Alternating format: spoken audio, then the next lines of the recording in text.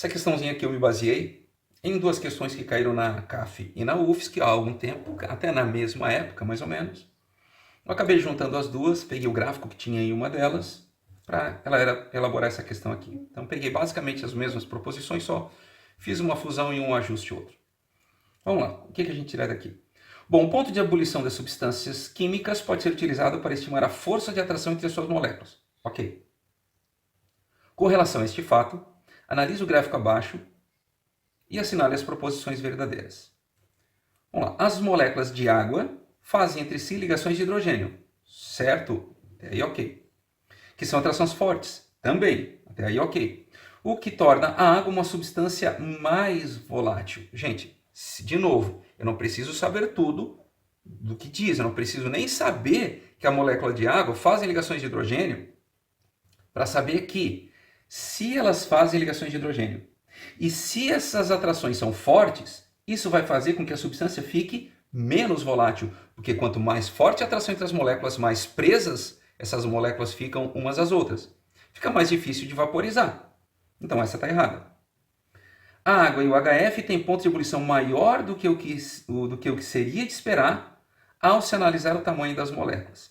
Sim, vamos analisar o gráfico aqui, olha só. Aliás, essa análise vai valer para as próximas proposições. Se eu olhar na tabela periódica, eu vou lá procurar aqui, ó, H2O, ó, H2SE, H2T. Pega essa sequência aqui, ó, essa linhazinha contínua. Eu tenho aqui o ponto do H2O e a temperatura de ebulição do H2O. Aqui eu tenho a temperatura de ebulição do H2S, H2SE e H2T. Então, na sequência, eu estou descendo na tabela. Olha só, é o H ligado ao o H ligado ao S, ao SE e ao TE. Esses quatro elementos estão no mesmo grupo da tabela periódica. Se não está com a tabela periódica aí, dá uma pausa, vai lá, pega a tabela e olha. Pegou? Então vamos lá. Então, oxigênio, enxofre, selênio e telúrio estão na mesma família, na família 16, família dos calcogênios.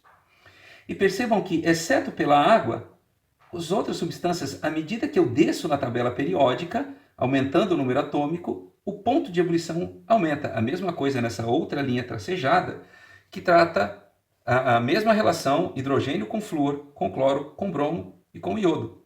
Então, esses quatro elementos estão na mesma família, 17 halogênios, e tirando o HF, as outras substâncias, à medida que eu aumento o número atômico, ou seja, que eu desço na tabela periódica, eu estou aumentando a temperatura de ebulição. A água e o HF têm pontos de ebulição maior do que o que seria de se esperar ao analisar o tamanho da molécula. Olha, à medida que eu desço na tabela periódica, aumenta o tamanho da molécula. Aumentando o tamanho da molécula, eu estou aumentando a temperatura de ebulição. Então, sim, há uma relação entre esses fatores. Vamos lembrar, quais são os fatores que interferem na temperatura de ebulição? Tipo de atração entre as moléculas e o tamanho da molécula. O que eu estou vendo aqui claramente é que quando eu aumento o tamanho da molécula, aumenta a temperatura de ebulição. Mas a água e o HF, isso não acontece, então está correto. Se eu fosse analisar apenas o tamanho das moléculas, seria de se esperar que essas duas substâncias tivessem um ponto de ebulição menor. Não é o que acontece. Então está certa porque ela diz exatamente isso, que o ponto de ebulição é maior do que o que seria de esperar se eu analisasse o tamanho da molécula.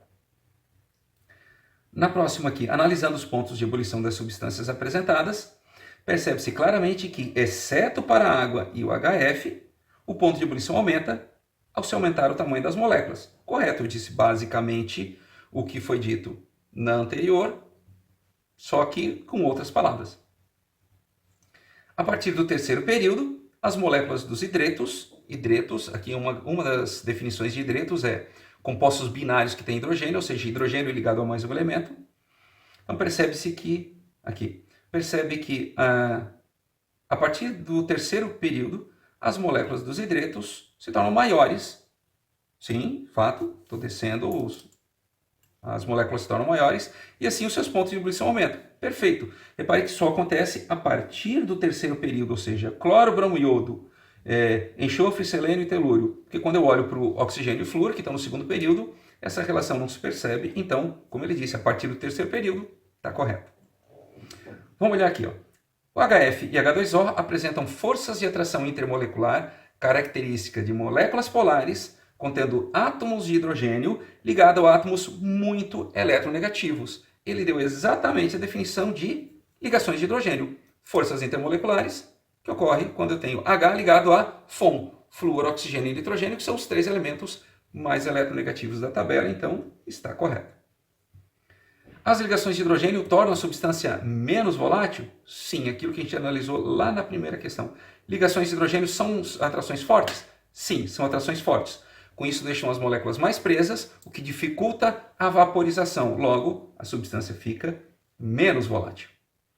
Aqui as ligações de hidrogênio facilitam a vaporização, é exatamente o contrário do que foi dito antes. Se as ligações de hidrogênio tornam a substância menos volátil, elas dificultam a vaporização da substância. Para finalizar, o gás sulfídrico não faz ligações de hidrogênio. Correto, não faz. Por isso é mais volátil do que a água? Sim, é exatamente por isso. A água faz ligações de hidrogênio e o gás sulfídrico, né, vamos lembrar, é o composto que tem enxofre aqui, sulfídrico. Ele não faz ligações de hidrogênio, por isso ele é menos volátil, por isso ele é mais volátil do que a água. A água, devido às ligações de hidrogênio, tem atrações mais fortes entre as moléculas. O gás sulfídrico, a atração é mais fraca, por isso a substância é mais volátil.